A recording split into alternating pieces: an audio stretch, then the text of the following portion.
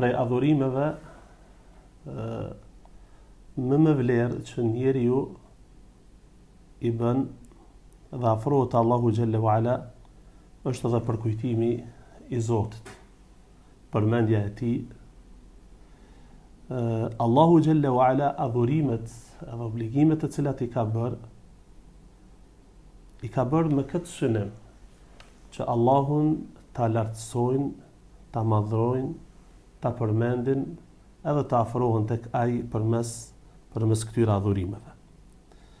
Nëse ndalemi te shtyllat e Islamit, tek namazi, tek haxhi, tek Ramazani, edhe norma dhe dispozita të tjera sheriatike, shohim se Allahu xhallahu ala i ka ligjësuar dhe e ka me thonë kështu, e ka vlerësuar tepër lart përmendjen e Zotit me dhikr në këto adhurime. Thot Allahu xhallahu ala: "Wa aqimis salata li dhikri", fale namazin në mënyrë që të më përmendesh mua, të më kujtosh mua.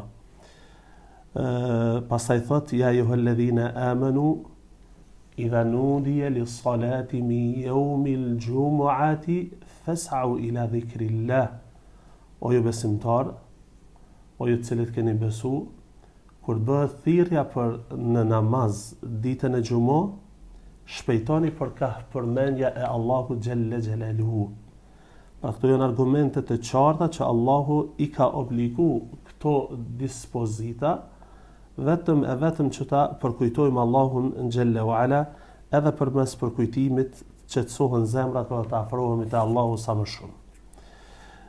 Transmeton Ebu Dawudi, Allahu e mëshiroft, dhe të tjerët, se pejgamberi sallallahu alaihi wasallam ka thënë: "Innama ju'ila at-tawafu bil-bayti was-sa'yi bayna as-safa wal-marwa wa ramyi al-jimari li iqamati dhikrillah."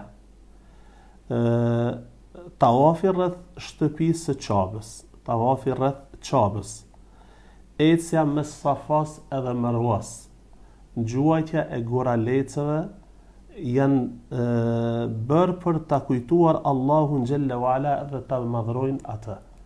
Pra, dhikri i Zotit duhet patjetër të jetë prezent në ibadetet, në adhurimet, në madhërimin që njeriu ia bën Allahu xhalla wa ala, dhe përmes këtij ibadeti të afrohet tek Allahu subhanahu wa ta'ala.